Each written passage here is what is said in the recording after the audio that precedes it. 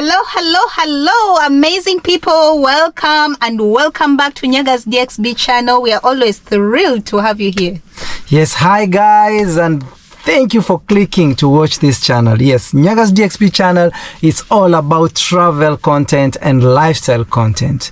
And if you're new here and you love our content, please make sure that you hit the subscribe button so that you are notified when we release a new video. And our subscribers, thank you so much for always coming back to watch our videos. We welcome you. But if you're here for the first time, let's introduce ourselves. My name is Doris. I'm from Uganda. This is my husband, Moses. He's from Kenya. And some of you may know that we've already been married for 18 years now. And this is where we are getting the content of this video, because when some people know that we have been married for 18 years, they're like, what? Wait a bit. How do you guys even do that? Because, you know, some people may be in relationships with cross countries, and then they're skeptical. They're not so sure how to go about such relationships. In fact, some people just give up from the fact that you're from different countries. So we're here to encourage you that this is possible, it's doable. We're living examples, and yes, this is why we're doing this video, to share with you our experiences and especially the questions and comments that people keep telling us in everyday life. So yes, and it's nice to be introduced. That's the reason I was just so quiet. And this is my beautiful Ugandan wife here that we've been married for the last 18 years. Yes, and like she has said, yes, we bring you content for you to learn something from it. Yeah. And yeah, we just want to share experiences, and probably you can pick one or two things. Yeah. We want to encourage somebody. You never know, you know. So anyway, guys, let's dig into this video. Oh, yes.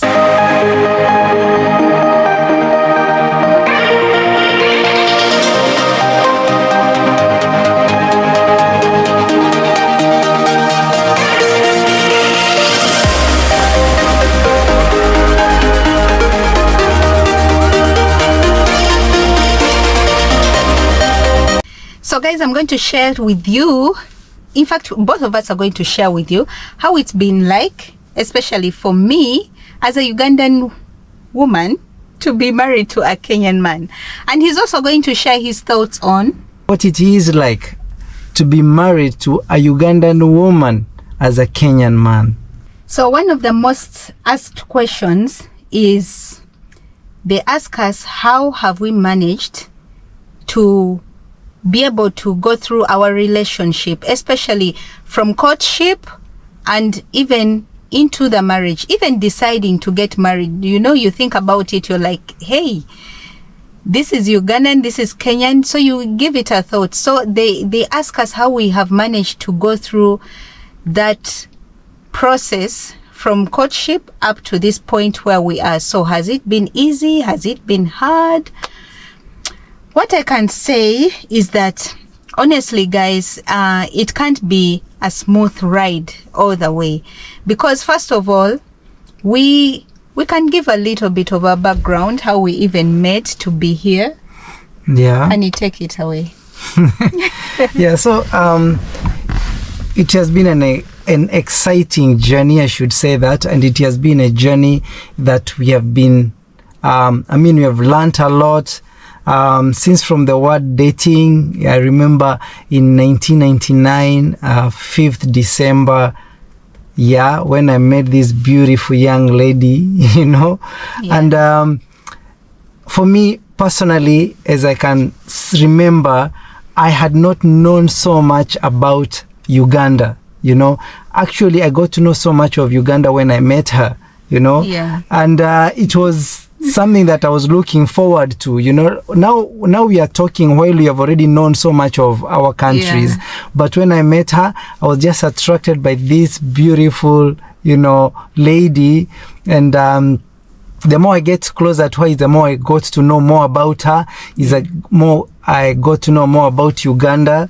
And I think for me it was not different. Like I can say, she's a lady dating a Kenyan girl or a Ugandan lady. It didn't start from that point. She was a lady, so I fell in love with her. Yeah. Basically, that was it for us, guys. We were not looking at Kenyan, Ugandan, because honestly, we didn't know much about each other's countries. Yeah. But we met, we fell in love, and that was it. Period. The Kenyan Ugandan story to be continued. But the first thing, we just fell in love, and that was it. But along the way, as Moses mentioned, we got to know each other, we got to interact. And of course, with all this interaction, we would tell each other stories from each other's countries. Some would be so weird and we'd be like, what, you do that in your country? So actually, this spiced up our interaction with each other because we had so many stories to share with each from our own background. So this is actually it was easy, and we're both Africans, so yeah. So actually, bottom line, and most importantly, guys, is because we're of the same faith. That squared everything. We are both God-fearing. We have the same faith of Seventh-day Adventists, and we knew our religion principles. So it's like we just blended, we just blended so easily. It's like I found my brother and my sister in Christ. Actually, we have done a video of how we met in one of our videos, one of the first most videos. So if you have not watched that, kindly go and watch that and get more of how we met and where we met and how things were. Okay, the details it's of so that. Juicy. Please click on that video. So yes, it was easy, and during the 4 years that we were in college, everything was good. We were learning more about each other. We really got to bond so well, and because we used to see each other every day, even if we're in different universities, at least we would meet up and talk, But then it came to a time that we finished our studies, we graduated, and then that's where we hit a snag. Yes, so that's where the hardship started, because we had to, we booked Kenya Airways. As you know, Kenya Airways will stop over in Nairobi, and then it will proceed to Entebbe in Kampala.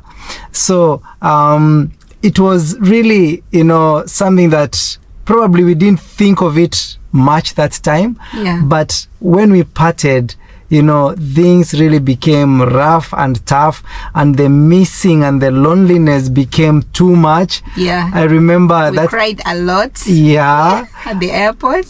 Yeah. And I remember that time, I used to, when we were far apart, I used to buy, the Safaricom 250 cards by then, and it will finish within 1 or 2 or 3 calling, And imagine you're just a student from college, so you're dead broke. Yes. You don't even have money to buy credit. Yes. So those are some of the hardships that we really experience, being far away from each other and trying to make sure that we keep in touch. But the good thing that we always made sure that we communicated on daily basis, all the time, Yeah. Even if it was just a text message, but we really tried. Yes. We bought a lot of credit. Yeah. And we looked forward to again reuniting again. Yeah. So I remember that time, the first time when I boarded the bus to go to Uganda, it was, believe you me, it was the first time I was stepping in Uganda. Imagine. And I couldn't wait when we crossed the border in Busia border, I was really eager to know this country where my wife's come from. How is it like, Yeah. And to fast forward the story, I was really, I liked the culture, the interaction with the Ugandan people. Yeah. Mm-hmm. Yeah. So I believe it was easier in the college, and it became harder when we left the college. Yes. When we left college, it became very, very challenging. And honestly, when we left college, we promised each other that we would fight to be together. We would do the best we can to be together again. Yeah. In fact, we had decided to be married in college. Yeah. We decided even if we didn't have money, we just knew we can't live apart from each other. So the year that luckily we got jobs and we were just saving for one thing, only one thing, our wedding. Yeah. So guys, you can't believe our salaries in our first year of work for both of us, we just saved for wedding. And yes, we just wanted to get married and the rest would just fall in place somehow. But we had to be married. Yeah. So something to take away from this far we have spoken is that as long as you want something so badly, the borders cannot stop you. Yes. Yes. You have just to keep persisting. This is what I want, and you go for it. Absolutely. Yeah. So another question that we usually ask is, people ask us how our families received us. Yeah. For example, like when you came to Uganda for the first time, how were you received by my family? Well, for me, I really have very beautiful memories. If I have just... Be honest, huh? Yeah. Yeah. I'm not sugarcoating anything, but I have very beautiful memories thinking about, when I first met my in-laws. I was really received so warmly. They were waiting for me. To be very honest with you, I didn't know how it will go about, just because it was new place, new people. But one thing that was so determined, or I was so determined, is that I was really going to marry my girl, whether it's what or what. I was really determined. So I would do anything to to go through that. So when I met my in-laws, they were really so loving. I remember they prepared a very warm meal for me, a buffet. I always tell you about Ugandan food. The meals were like that. When I can even remember how the table was. The table was really so colorful. Mm-hmm. It had everything from the appetizer to dessert. That's how well they were prepared for me. So that itself, it was a very good sign to show me that they had really accepted me, and they already had welcomed me. And I felt so welcomed and I felt so warmly. I felt being with the family that cared for me. So for me, being accepted, I was accepted from the word go. And thank you, Mom and Dad in Uganda for really accepting me since from the word go. Absolutely. They just loved you. Yeah. They just loved you.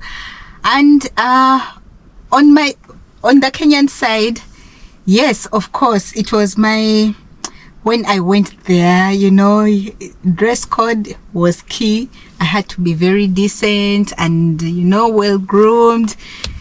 Because I'm going to meet my in-laws for the first time, so I had to make a good impression. But of course, I was so nervous because, you don't know what's gonna happen, even if you're in love with this person, but their family means a lot to them, and their approval is really important. So, but when I went to Kenya, guys, I was received with such warmth.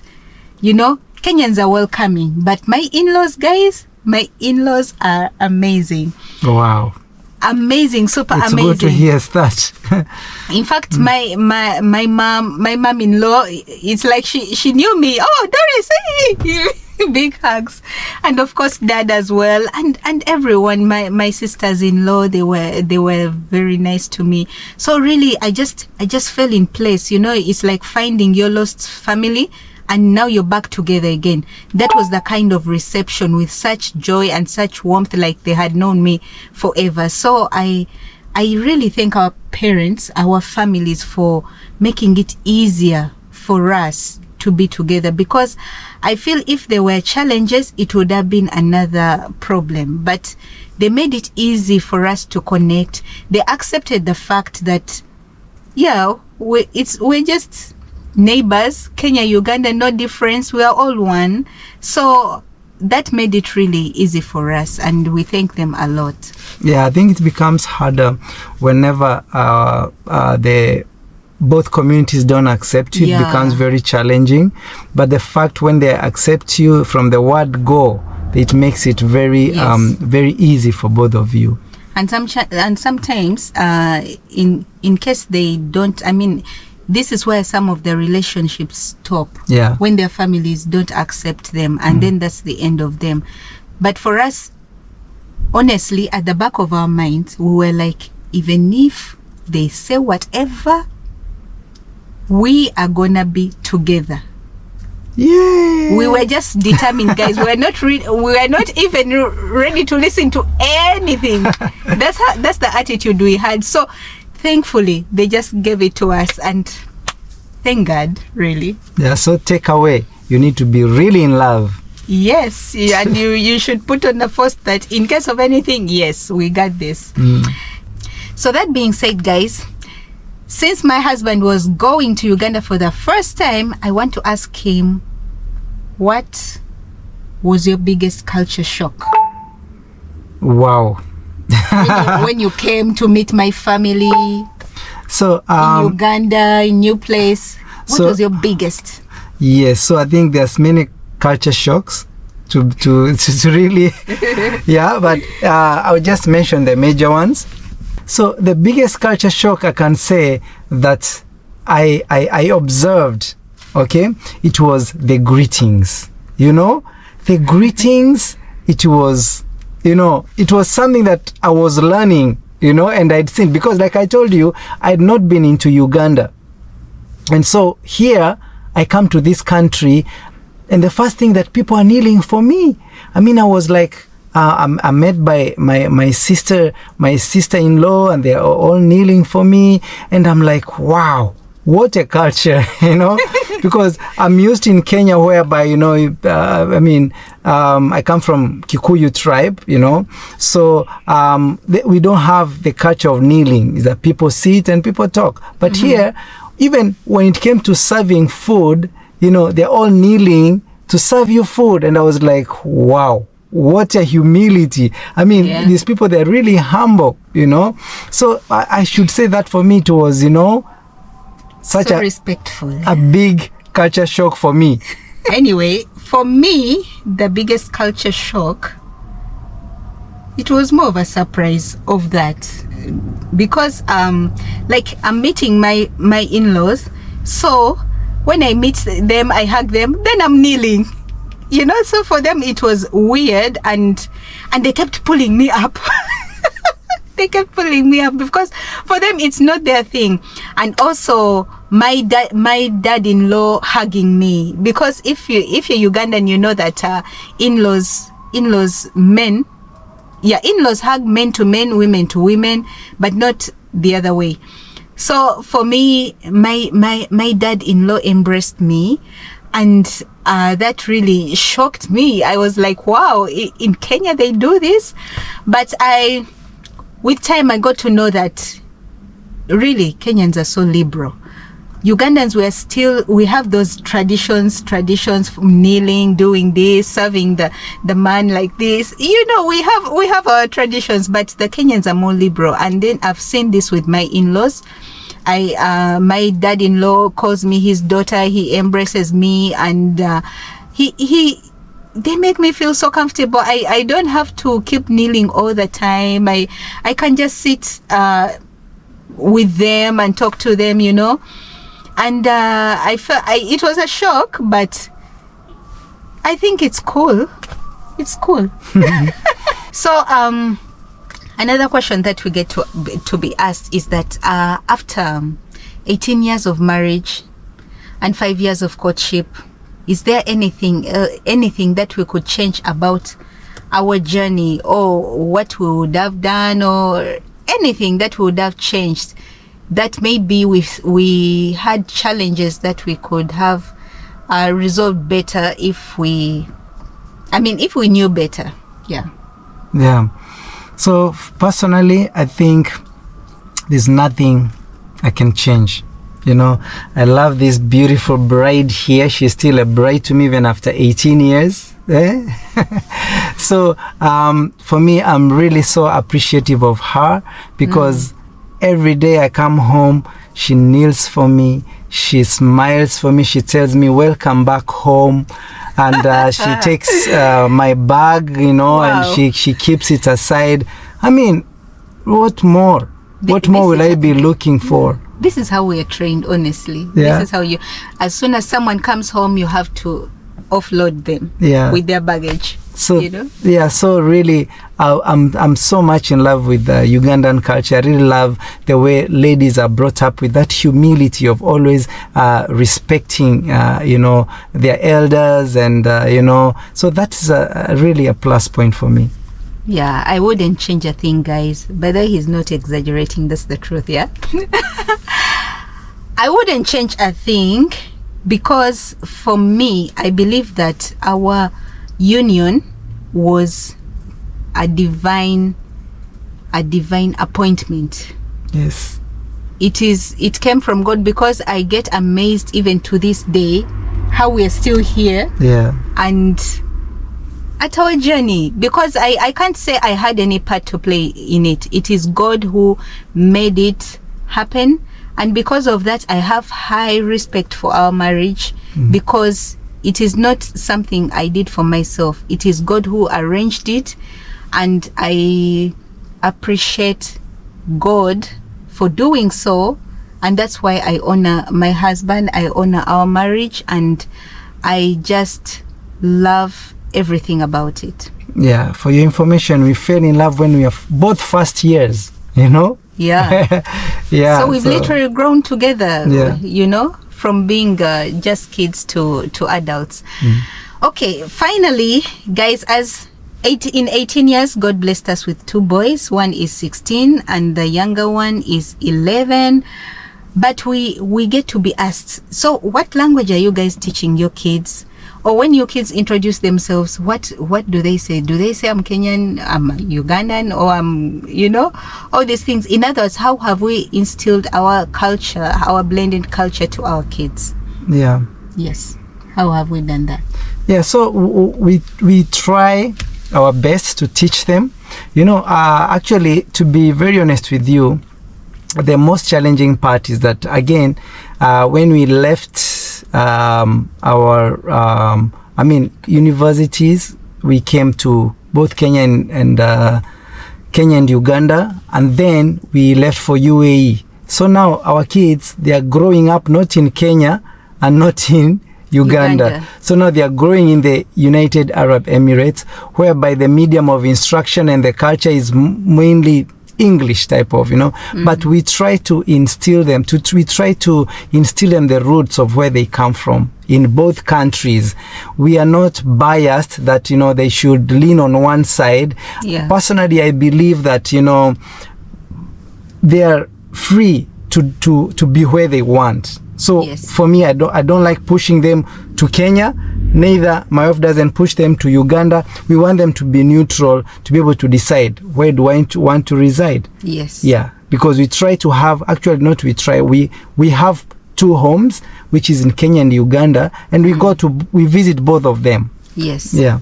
And also, most importantly, we make sure that they connect with our families. Yeah. We make sure that they connect with the people, our families in Kenya. They get to really be with them, their cousins, get to know them and live with them. And also the same in Kenya. They need to be with their grandparents, the uncles, the aunties, and also the cousins, at least the close family. So we really try our best to feel, for them to blend in both cultures. And we encourage them to actually speak the languages. We're not like, no, you should speak Swahili, you should speak Luganda. But we tell them, it's good you learn both languages, so that if you're in the other side, you'll survive. If you're the other side, you'll survive. So we try to make them look at it as a blessing, that they have this, and they can connect it, and in their benefit, in their favor. So and actually they love it, and sometimes they can ask us questions. In Uganda, how do you do this? In Kenya, how do you do this? Yes, but they love it, and they haven't been confused up to this point. They really know where they came from. Yeah. Yeah. So that brings to our last point, like, where do you want to settle, or where have we settled? You know, we get these questions a lot. So where do you want to settle? Honestly, as Moses mentioned, we have home in Kenya, we have home in Uganda, so that we're neutral, you know, we're comfortable being this side and this side. And to us, Kenya and Uganda is just one big village. You just cross the other side in a bus and you cross this other side in a bus. So it's we can do both. Honestly, we can do both. And in fact, we try our best to have something here, have something here, go visit here, visit here. So it's like we equate things, we keep things neutral and balanced as much as we can. We don't want to lean on one side or lean on one side.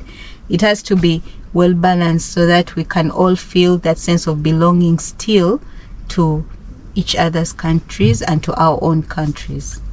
Oh yes. Yeah, so with that we have concluded this video. I hope you have learned one or two things. Yes. And if you want us to discuss or any other topic that you might feel you want to know about us or about our journey, kindly comment below, and we always read those comments and we always reply them. Yes, guys, thank you so much for watching this video. We love you guys. Thank you, and hope this video has inspired somebody. I hope this video has inspired a couple to stay together. If you had these culture issues, I hope it has made you stronger and encouraged. Yeah, so till next time, guys. Ciao.